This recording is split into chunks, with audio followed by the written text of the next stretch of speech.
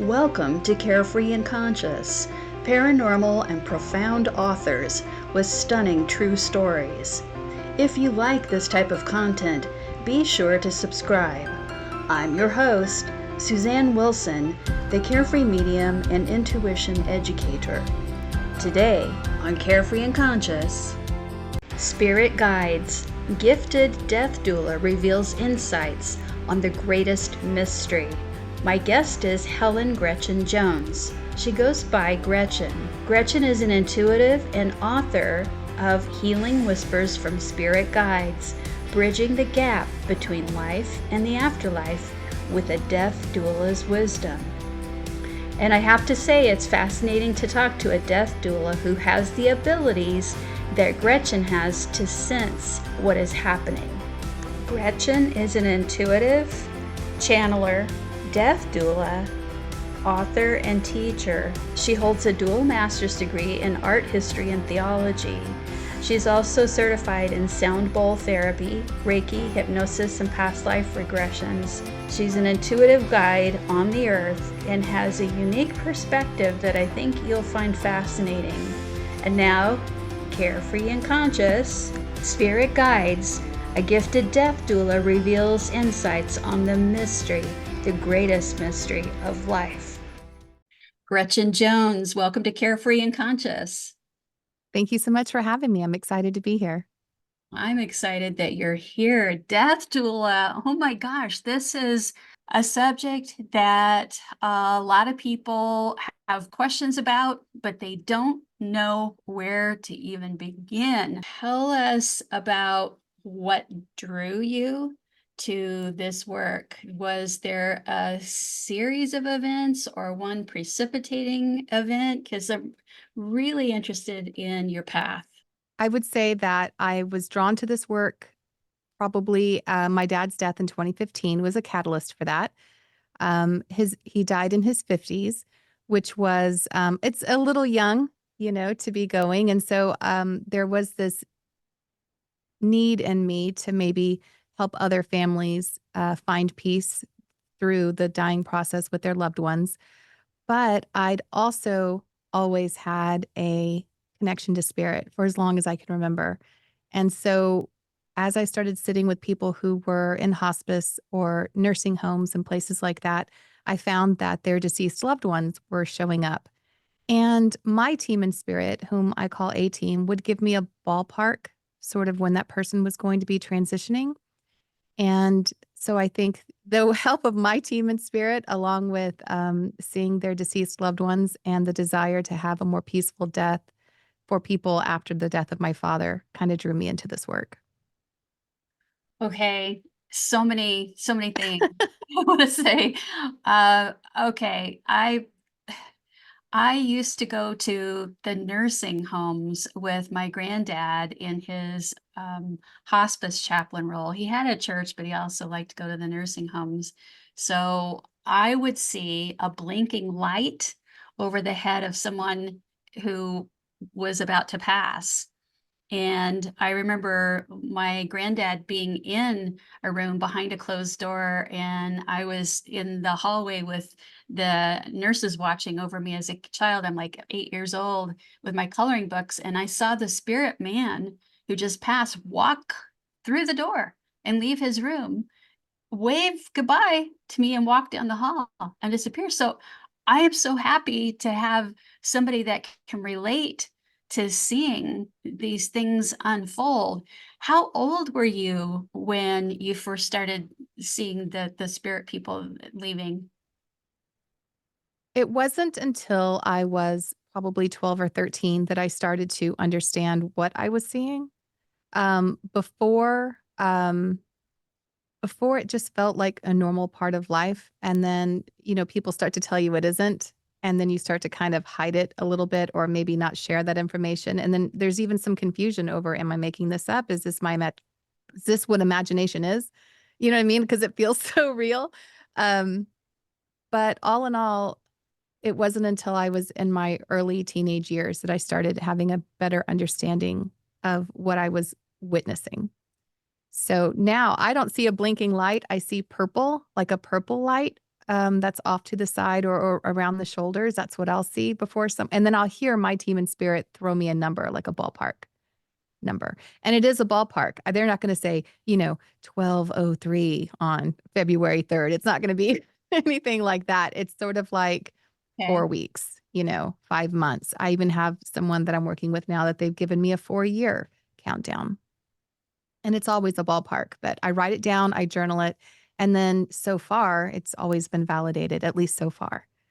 So Does anybody's departure date ever change and you get a heads up like, hey, look, there's been a modification to this soul plan. They're going to go a different date, or does it pretty much stay with what you got the first time?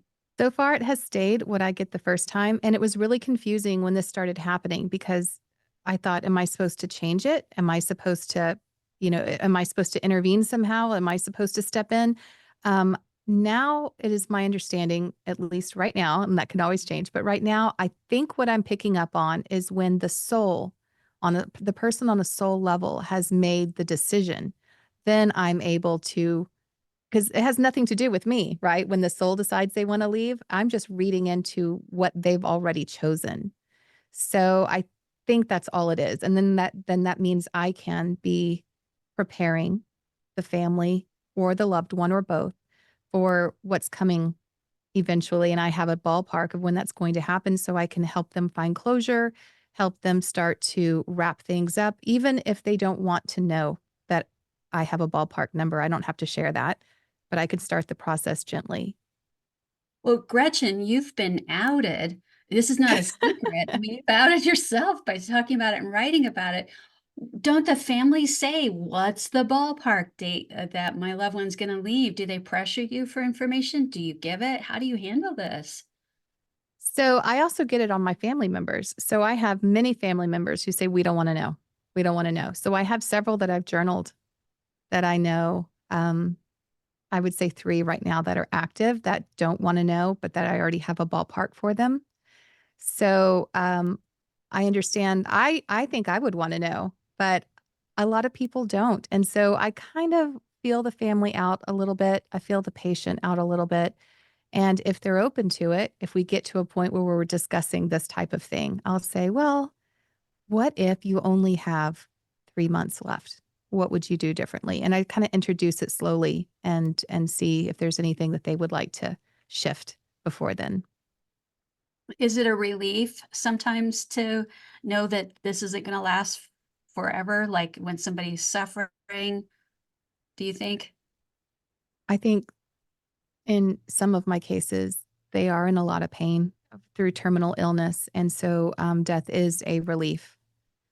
And they're ready, usually by that point. Absolutely ready to go. Okay, so everybody listening to this thinking, why would she know? Was Gretchen supposed to do something? I hear this sometimes from bereaved parents. And in fact, it just came from the Helping Parents Heal conference. They don't call themselves bereaved, they call themselves shining light parents because they know that their relationship is continuing with their loved one.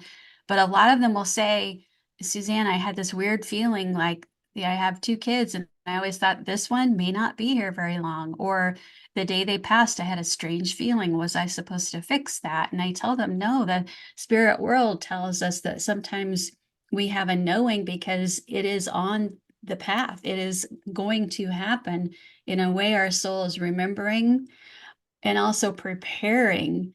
How do people really prepare for the loss when they're very consumed with what their loved one's going through right now? I mean, it seems like the death doula work is a lot for the loved ones that are going to stay here on the earth, right? So how how do you help them make that shift from, oh my gosh, we've been worrying about all their needs and what their body's going through, to all of a sudden it all stops?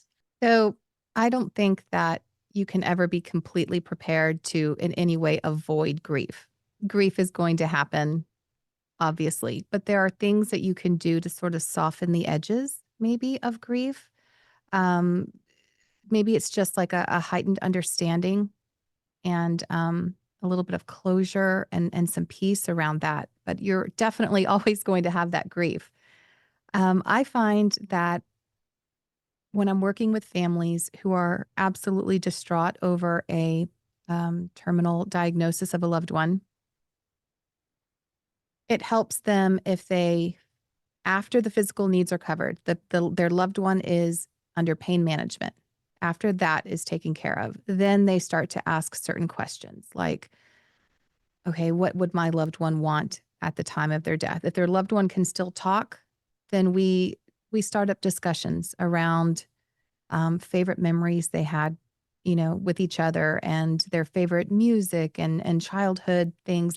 Even we even try to do regrets as early as possible so that all that's left towards the end is all the beautiful memories. So we get the regrets out of the way first, and then we lead up to all the beautiful stuff that they want to talk about.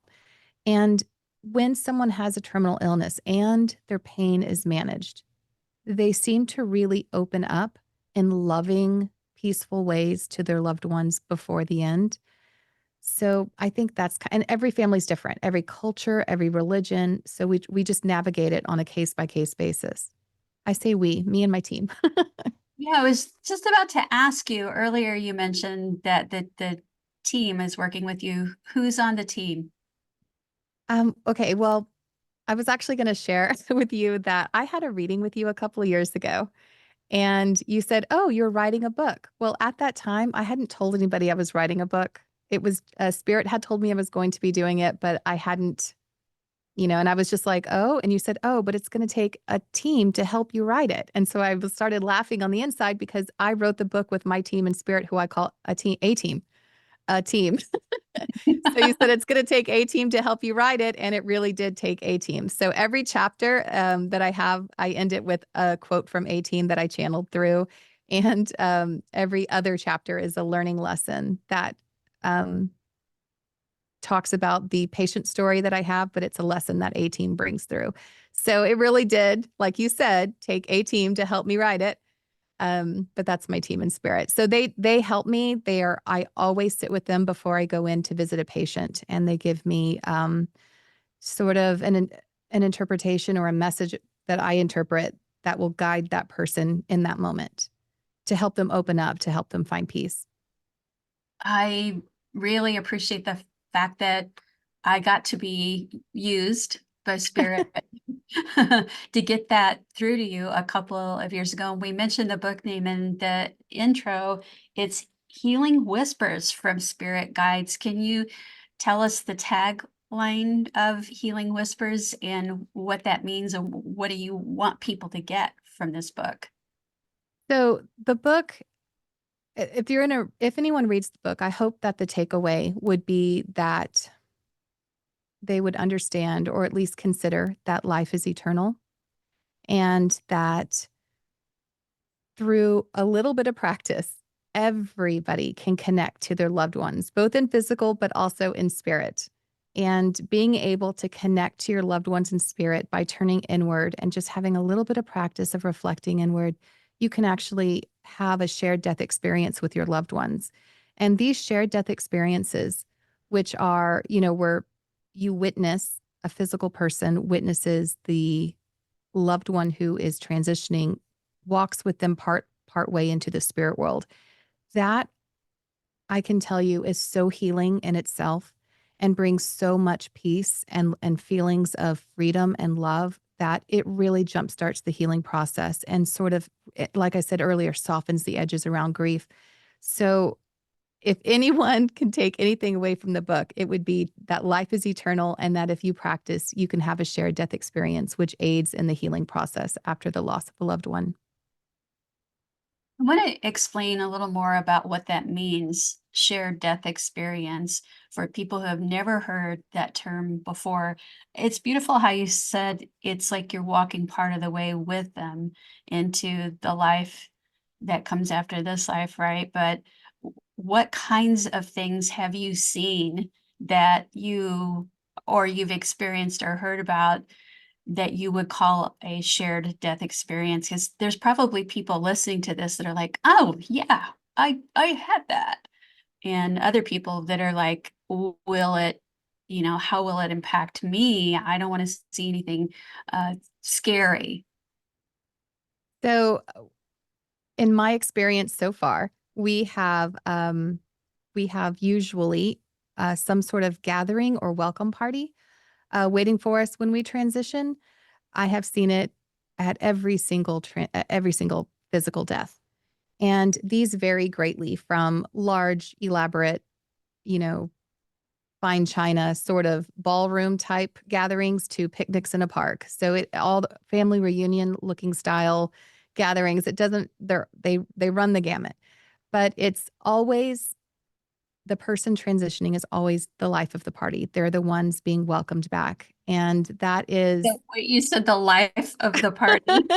I love that. I love that. It's so cool. Are you actually seeing clairvoyantly as they walk into that party, or how's it coming to you? Yeah. So I'll describe what it looks like to me. So if I'm sitting bedside, and by the way, I'd like to say that you don't have to be sitting bedside to have these experiences. You could be halfway across the world. Time and space does not matter in this case. But and for example, if someone's transitioning and I'm sitting beside them, I could be holding their hand, um, setting an intention or saying a prayer, whatever that feels right to me in the moment, sitting with that person. And then all of a sudden, let's say it's a hospital room, will shift and become a different place. But I'm also still aware it's the hospital room. It's almost like if I asked you to close your eyes and imagine the beach. You can imagine the beach and you can probably hear the cry of a seagull and the crash of the waves and feel the sand under your feet, but you can also feel the chair you're sitting on right now in your office. So it's like you're in two worlds at once. So it feels like a memory or it feels like a remembering kind of things, but you are aware you're in two worlds at once. Does that make sense? Oh, that makes perfect sense. That's a beautiful picture that you paint too, that what it could look like is what it looks like to the person that's crossing over. It's their heaven. Yes. Yes. Wow. And so Okay. I'm just taking part in it. I So I'm aware I'm in the hospital room, but then there's like this overlay in the hospital of another scene that's unfolding that would feel as real as if you were trying to recall what the beach looked like. Because it's happening in your mind. Nurses walk in and they don't think they're walking into a beach, but it's like overlaid, on the hospital room because it's really It's all right here. subjective. It's what we call, it's not subjective, it's objective, but in the afterlife studies, we call it subjective clairvoyance because it's seen within the consciousness. The objective would be as though the beach were actually in the room, like you could reach out and see it that way. But I imagine you've seen things ways before, and you have some pretty interesting hospice stories. Anything that you want to share in particular? Well, I don't know how unconventional we want to get, but I can share All the the way. You're on Carefree and Conscious. They call me Carefree Medium, not just because of Carefree Arizona, but I really feel like the more stuff we put out there and the more our minds are open, the more carefree we can end up being. So you go for it. Okay, I'll tell the story of Mr. Virgil. I have, of course, changed their names, so privacy of their families. But Mr. Virgil was a NODA patient. NODA stands for No One Dies Alone. It's a hospital-based program for people who don't have families. Maybe they never had children. Maybe they burned all their bridges, whatever their story is. They don't have anyone who is willing or able to sit with them at time of death. And it's a really great program, by the way, for anyone. It's like a weekend training, and then you are on an email list and you get an email blast for 5 different area hospitals. At least that's the case here in Austin. And you sign up for 3-hour shifts for people who are dying alone in the last 72 hours of their life. So it's a really great program. So Mr. Virgil was one of these patients, and I went to go sit with him. I did not want to go, actually. I was really, really tired. All the good times have been filled. Nobody wants the midnight to 3 a.m. shift, for example. But there was a 6 a.m. shift. And I remember telling my spirit team, okay, guys, if I'm supposed to be there, you'll need to wake me up at 4:30 because otherwise it's not going to happen. And at 4:28, they woke me up. No alarm. I was like, all right, guys, I'll sign up. And so I signed up for the 6 a.m. shift, arrived at the hospital, and I had the most beautiful experience with Mr. Virgil. So I woke up to the song Colors by the Black Pumas playing in my head. That was, I don't know if anyone knows who they are, but it was that song. And then when I got into the car and I turned on the car, that song was playing on the radio. And then I was just like, oh, okay. I had a little bit of knowing about the patient I was about to meet. And then when I arrived, I met him and it was validated. And then as he was transitioning, I'm sitting there and I'm saying like a prayer or setting my intention with him. And I was holding his hand. And then I had the craziest experience. I was aware of myself sitting with Mr. Virgil in the hospital room.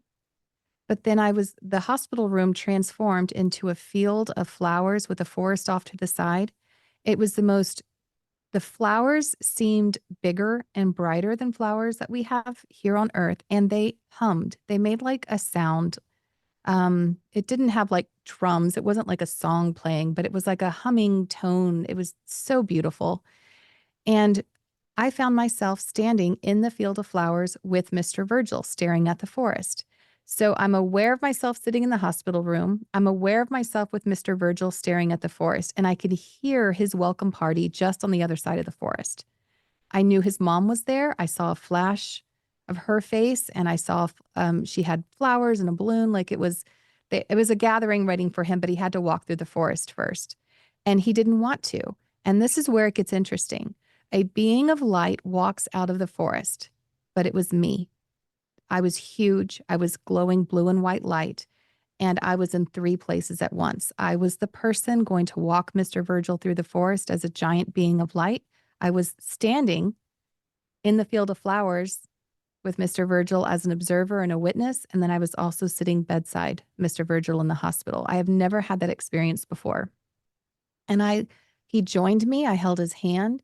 He got scared in the forest a little bit nervous. He had questions about his uncle and son, and so or nephew, and he asked me of light what was going to happen to them. I all of a sudden shot back to the observer, and the me of light showed him possible projections of the 2 people he had remaining in the physical life. I could not see those projections of potentialities for them. I was shot back to the observer. As soon as that was done, I came back to the me of light. My focus awareness became back into that. It was as though I wasn't allowed to see that. So I was sent back to a different part of me or fragment self of me. It was one of the most interesting, dynamic, shared death experiences that I have ever had because I was literally in 3 places at once.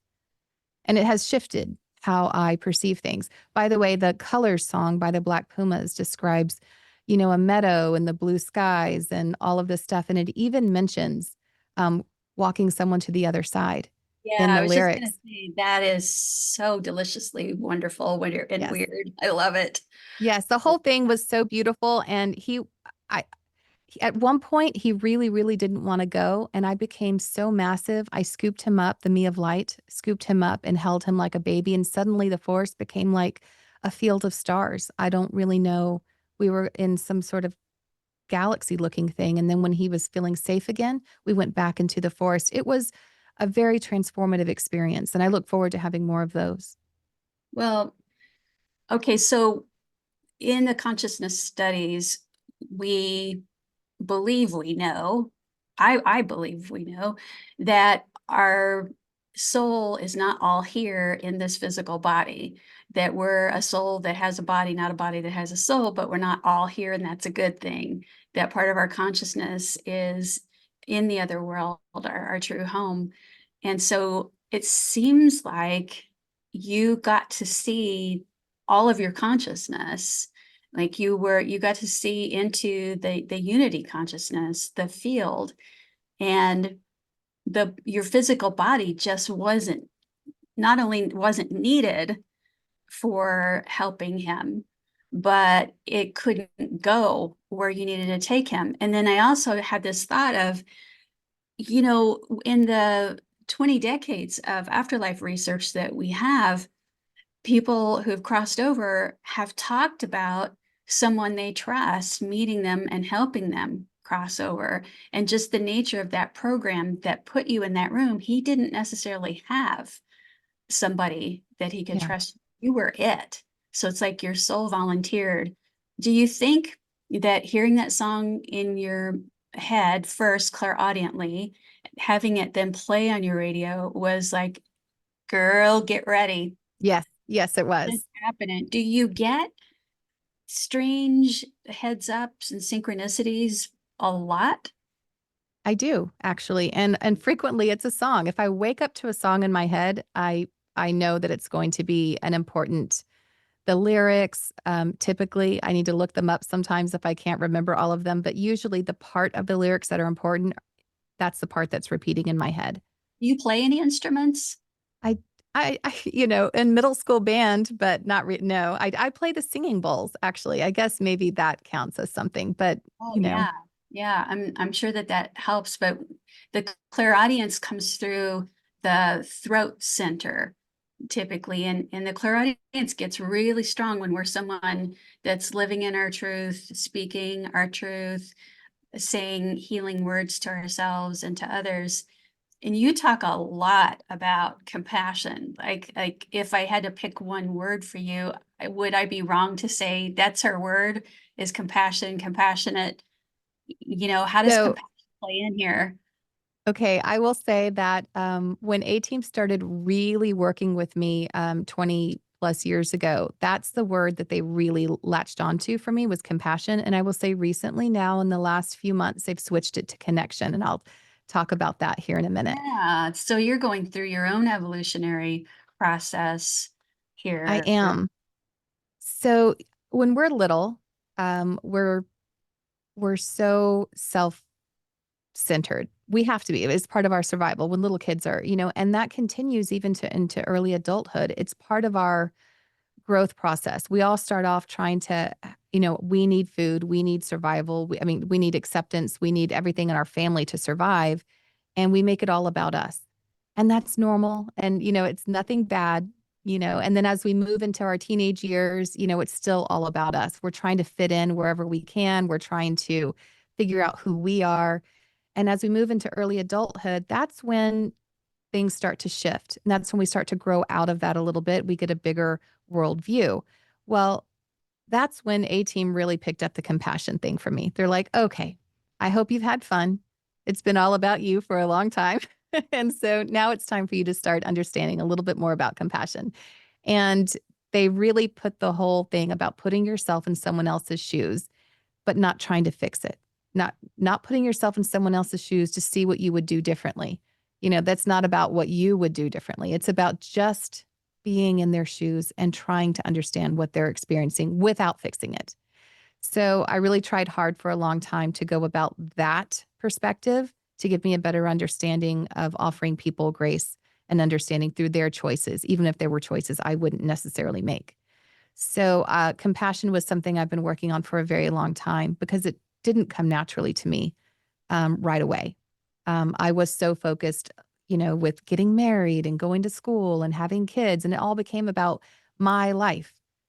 So when A Team stepped in to really push that compassion, that's what they've done for a long time. I feel like we've moved through that a little bit, and now they're really pushing connection. And part of the writing of the book is that new lesson for me. It's about sharing stories, um, like what you do. You're a podcaster, so you're bringing people on and letting them share their stories, and that is so important because when people hear this, they relate to it. They find understanding in it, and they think, you know what, maybe we're not so different after all, and it brings people together, and it helps people to be less judgmental and a little bit more peaceful and offering grace to people whenever they maybe do something you wouldn't normally do. Whenever you hear someone's story, you cut them a little slack, and then that ripples out. And then we end up living in a more and more peaceful world because people are sharing stories authentically. That's so important. So I think that's where my team is pushing me from compassion into connection next.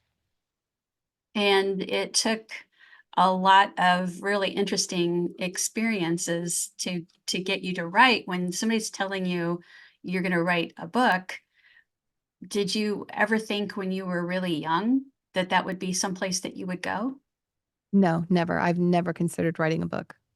Were you achievement oriented? It sounds like, get the education, get the right partner in life and all that. Do you think you're goal oriented, or how do you what drives you, what leads you even before all of these experiences? I'm just really interested in how you get to be who you are. I think originally, I come from a divorced family, and my grandparents raised us half the time, back and forth often. And so I think when I was young, my grandmother, who had very traditional values, you graduate high school, you go to college, you get married, you get a job. Like everything is like, you have 2.5 kids, it's like everything is very. So I think at that point, I was just striving to do what I thought everybody else wanted me to do. So Yeah, I think, bingo. yeah, I mean, That's the thing, right? yeah. And you don't want to come to the end of your physical life and getting ready to go home and realize you lived for other people. Do you see people? Do you see families talking about regrets when they're wrapping things up? Because I'll tell you, my uncle was also a hospice priest for a long, long time. And when there was somebody that he was ministering to, there could be like all these people in the family in the room, and this person really needs to transition. They really need to get out of that body, and they're just holding on. And he would say, "Who is not here?" And they look around and go, "Well, we're all here. Who has he not spoken with that he needs to speak with?" And they look around, and he said there'd be one or two people that would say, "I know." And he'd say, "Get him on the phone." And that phone conversation would happen, even if it was just, "I love you," which are, it's very, very healing words, right? And then that person would just pass right after that happened. They just didn't want to go because something was unsaid, or there was one more thing they had to do.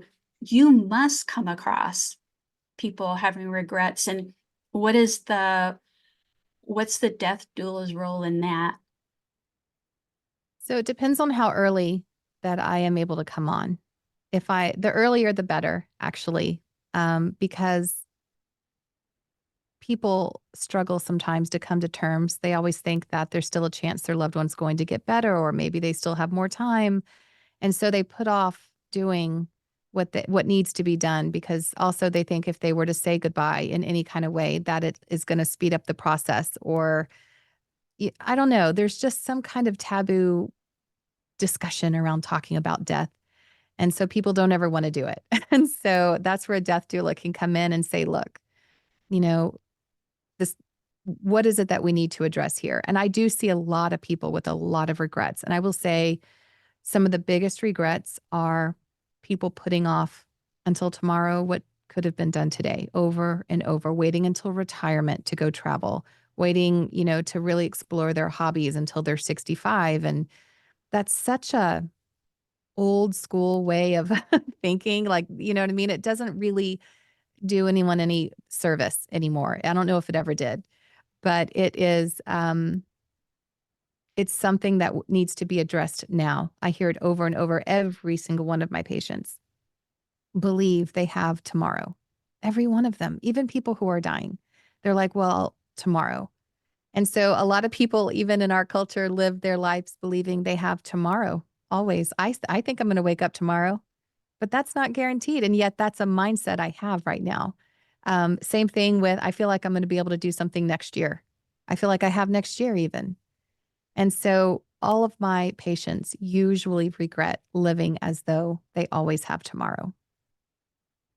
And that applies to so many facets of life. You're thinking, "I'll take care of that later. I'll have that conversation later. I'll go see that place later. I'll write that book of poetry later." And then I get them. I get them Yeah. coming through and saying, "Yeah, I had to do that over here."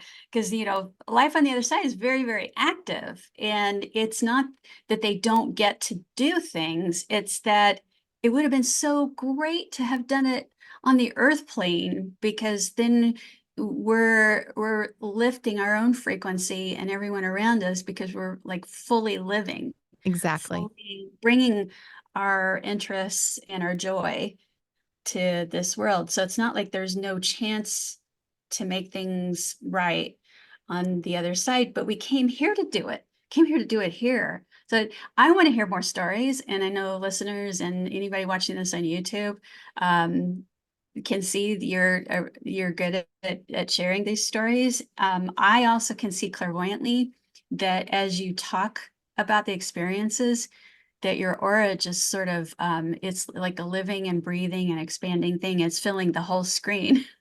And people pick up on that. People pick up on your joy for what you do, and the peace that's around that. So let's just hear a couple more things that you've experienced.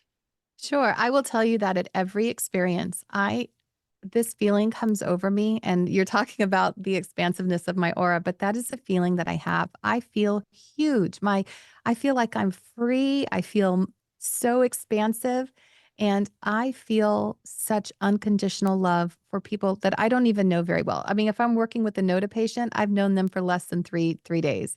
And the amount of love I have for them, I don't care what they did in their life. They are so perfect to me in that moment whenever I'm feeling what they're feeling as they're stepping out of their bodies. It is just the most beautiful feeling. So I know it sounds funny to say that helping someone die brings me such joy, but it really does. And we all have to do it. So I mean, it's not something that should ever be looked upon as morbid in any way. It is such a beautiful experience. So I don't know. I think the more people practice and they can have these experiences too, I don't know, it just fills me up. So I guess I could share another story. I have just to kind of share how different religions play a part in the death process. I had a patient who, Mr. Arjuna is what I'll call him. Uh, he was my hospice patient for 4 years. He was on hospice for 5 years. So he became a very, just beloved friend. Wow, that's a long time, Gretchen. Oh Time. my God, my heart feels for your heart. Oh, he was just so fantastic. He is fantastic. And he was kind of psychic himself. And so he had his own mediumship stuff that he experienced in his own. So we always had really great conversations. He was always talked really quietly. So it was really hard to hear him sometimes. But he was just so much fun to debate. He was educated, and he always wanted to talk about different philosophies and different religions. But in the last year of his life, and I find a lot of patients do this, I'm journaling it. I don't have a lot of research to back it up, but regardless of how they lived their life, a lot of my patients revert back to the religion that they were taught growing up before they die. I don't know why, even if they didn't live the majority of their life that way, but I'm just journaling it. I'll see if anything comes from that. But he did. He went back to his Hindu teachings from childhood. And in Hinduism, whenever you transition, you go through a specific time period and then you reincarnate. Well, his wife had transitioned 30 years before he did. So she was way into her new life, reincarnated, like her new. But when she started showing up at his bedside before he transitioned, it caused him a little distress because what happened? What went wrong? She should have already been reincarnated. Why is she here with me? And Oh, so, yeah, yeah. Okay, so he's worried for her. yes. Oh, bless him. Yep, it was part of, and that's what we did. We had to work through what that means. Why is his wife here? How could we bring peace around that? Because it didn't match his belief system at the time that he was transitioning. So that was one of the things that with a death doula, whenever people start seeing their loved ones and it contradicts their religious belief systems. And so I have another one, a Catholic nun, Sister Bernadette. And when she was transitioning, she was seeing Sister Mary Catherine, one of her convent sisters who had transitioned before her. And Sister Mary Catherine was attempting to talk to Sister Bernadette. And that was upsetting to Sister Bernadette because she's not allowed to commune with the dead. And so, Oh, wait a second. No. yes. Oh, and you're sitting there like, this is so awesome. What did you do? How did you handle this? Well, I told her, I said, well, you talk to the dead all the time. You talk to Jesus, you talk to Mother Mary, you talk to St. Francis. And she's like, no, I don't talk to them. I pray to them. That's different than communing.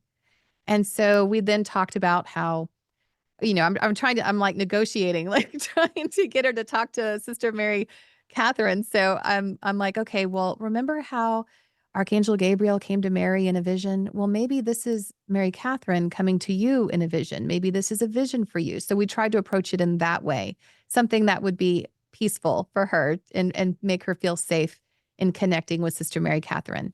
So that was the route that we took with her. Did it But work? yes, yes. Oh, that's impressive. So you have to have a lot of patience with this process as well. How are you managing your own energy and your own emotions? Because the emotions are built into the body. You're going to have them no matter how spiritual you are. What do you do to balance yourself? So I cry every time. That's part of the release. How could I not? Good. At I'm glad to first, hear. yeah. I listen, serious. I would be concerned about you if you didn't, because that release, that what's in the body there, whether you've been with them 3 days or 4 years, it's in your physical body. If you hold on to that, it's got to go somewhere. Do they get to see you cry, or do you kind of keep most of it in check? I used to try to keep it in check, and I thought it was really important for the to be strong for the families and to be strong for the patient. I thought that was where I needed to go in the beginning. And then I realized there was a time that I couldn't hold it in and I just let myself cry. And it made the family and the patient open up a little bit more. They felt that it was okay to be vulnerable. And so since then, I learned my lesson and I allow myself to let go. And it allows them to also let go some, that they don't have to hold it in for me, someone they don't know super well, and that they're okay. It's okay for them to be vulnerable and share how they're feeling with their loved one. So now crying is a part of it. Like, I don't hold Okay. it back at all. That's I part of feel, self-care. What else? What other, like, do you look at like what you eat, drink? Do you do salt baths, or is there some program that Gretchen recommends? well, I drink more water on those days. Okay. For sure. But I am like high afterwards. I am riding a high after I connect with spirit. And Yes. I feel like, oh my gosh, I could get so much done right afterwards. I am so efficient. I'm knocking stuff out. And then I crash so hard that evening.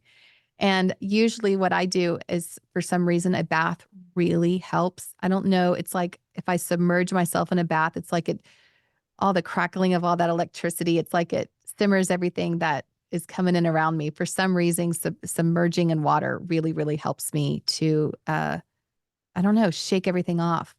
It's cleansing in some way. So I take advantage of the high and get as much done as I can after connecting in with spirit like that. And then I know I'm going to crash really hard that evening. And so, yeah.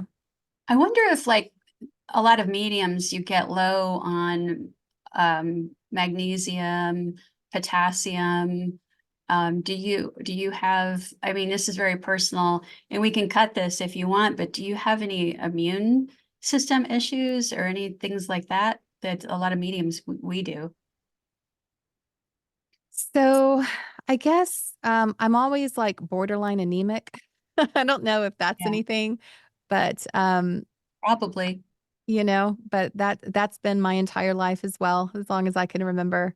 And maybe that has a connection to that. I hadn't ever thought about it, but I think my biggest self-care is water, both submerging in it and drinking it.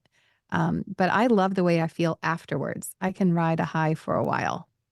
Yeah, So, it's one of the closest things that we have to being back home, yes. our heavenly home. If you if you heard from someone who said, I have a family member, they're on hospice, nobody's ever passed in my family and friends before, and there are a lot of people that especially during COVID, were having their very first experience with having someone transition, what would you tell someone that has really no understanding of the process of death? Like what would be like a couple things that you'd say, look, get ready, here's a couple things to keep in mind. So if their loved one wasn't on hospice, I would highly recommend they get hospice in immediately. Hospice is, and they offer charity cases as well. It's even if people who don't have insurance, hospice is your best friend. They will come in, they will set up, a bed for your patient, for your loved one. They do all the pain management. You're seeing nurses. You can have volunteers come in, and it doesn't have to cost you anything. Everything is there as you need it. And it is one of the, I think, the best services that we have in our communities. So if you're not on hospice, get on hospice right away. They also come and can collect the body, which is really important. It takes a lot of people worry about what's going to happen with what do I do when the person finally does take their final breath. Hospice covers all of that. They call the time of death. The nurse comes. Hospice is the way to go. Now, aside from that, I would also encourage, if depending on how much time they have before their loved one passes, really practicing reflecting, turning inward, and coming to a little bit of peace on the inside, and practice sending love, not praying that your loved one will get better. None of that, because we're past that. It's time to, we're looking at your person is going to transition. What can you do now? You can send them love. And this is so important. I don't understand it fully, but my team in spirit says that when we send love out to our loved ones, they called it a love letter, which is what they told me to do for Mr. Arjuna.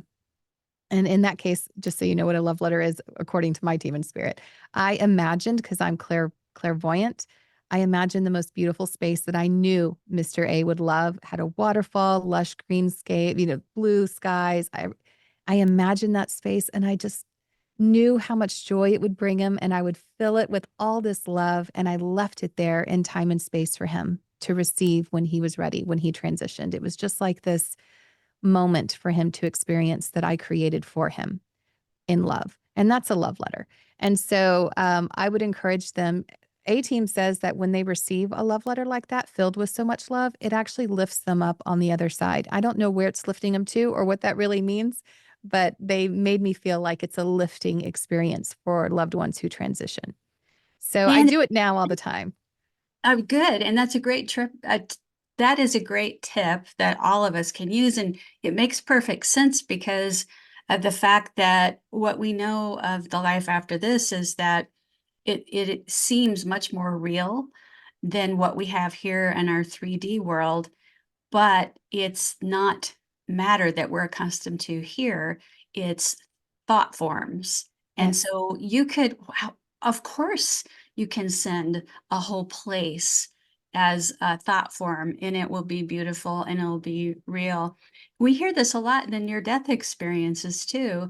I've often said that the NDE that I had, where I was going and I didn't get there, it was like being at the airport and never getting out of the airport and seeing the city and just flying straight back, but it felt more real. I felt more alive there. So yes, you could birthdays, anniversaries, you can mentally construct a place, you can mentally construct a gift. They're going to receive it. They've even talked on the other side about receiving little thought bubbles, almost like texts that pop up beside them when we send a thought to them. And you're using this to help people have a smooth transition. And but we can all do it. We can all do it. We don't have to get training as doulas. We can just learn a lot from what you're telling us. I would love to know more of what you want to share about the team. Do you call them spirit guides, or do you call them angels? Do you call them interdimensional beings? Do you think of them as a collective consciousness? Does it change from day to day? What is your construct and the real visceral and emotional experience that you have with them? How do you describe the team? So A team is I ultimately would like to consider them a collective consciousness, but they do have individual personalities that kind of come forward.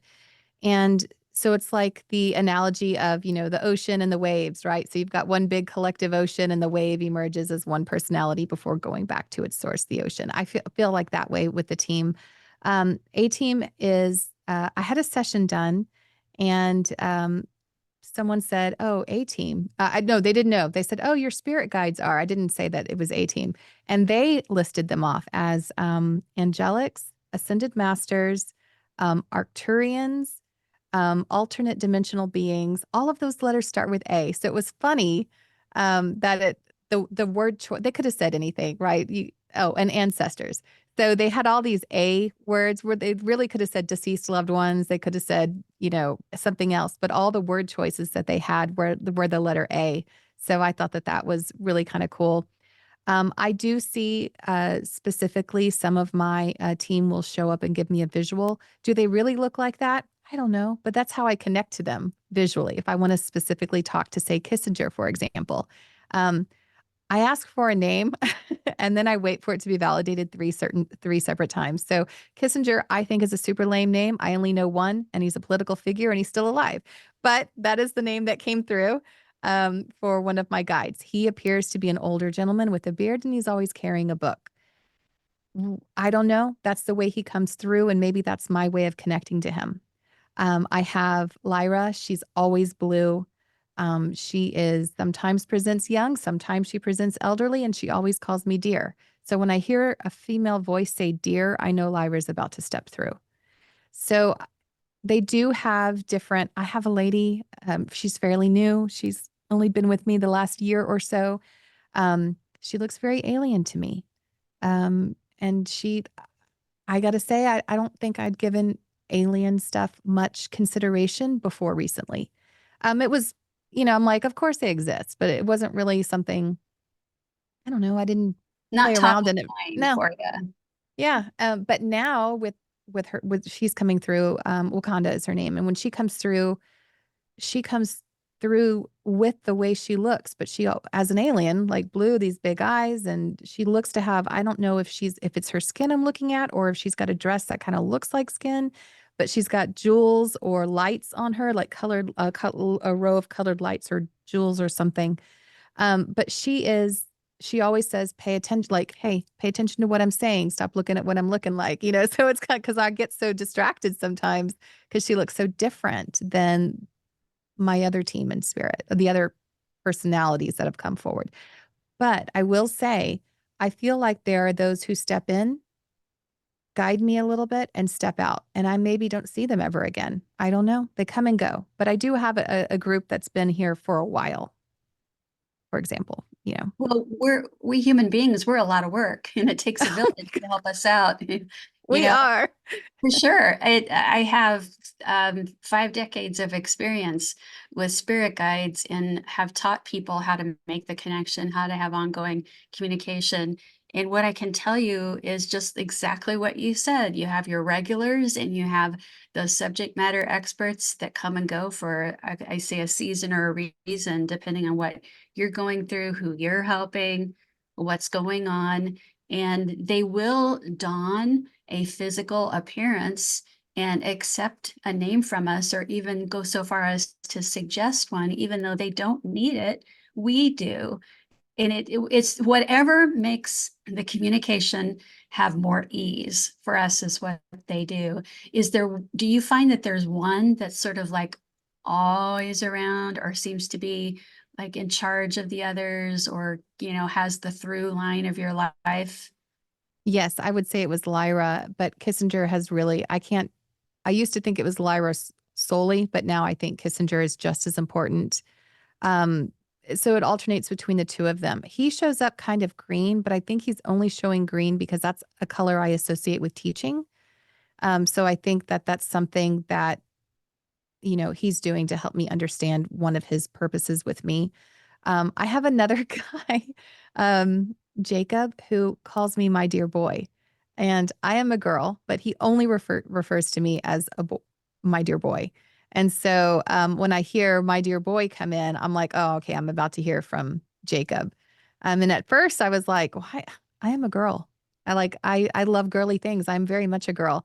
But I now realize that, it's just one like packet of energy that he's picking up. I'm multi-dimensional. We all are, right? So maybe I must have been a boy where he knew me. I don't know. I play around with the idea, but ultimately that part's not as important as the message he's bringing through currently. Hey, the communication works. It's helpful, hopeful, healing, and it helps you help others. So this time went so fast. I have more questions. We'll have to do this again later, but tell us again the full name of the book, your website, and any final thought you want to leave us with. The book is Healing Whispers from Spirit Guides. It's available on Amazon. I would encourage anyone who is interested in connecting to their team in spirit, or anyone who's interested in helping people to transition. I feel like we need more people who are working with those who are dying in our communities, just to kind of normalize talking about spirituality and to normalize talking about death and dying a little bit more. That would be, oh, I think it's so needed everywhere, all across the United States. So, in our Western world, actually. So, the more we can talk about death, dying, and spirituality, and they go hand in hand, absolutely. If you watch anyone die, you start to recognize that they're in two worlds at once. It doesn't take long for that to be obvious. So, that's what I think that I would like for people to remember. That's beautiful. This whole interview has been really wonderful. Gretchen Jones, thank you. Thank you for having me. Visit our website, carefreemedium.com, or find us on social media @carefreemedium. Thanks for supporting Carefree and Conscious.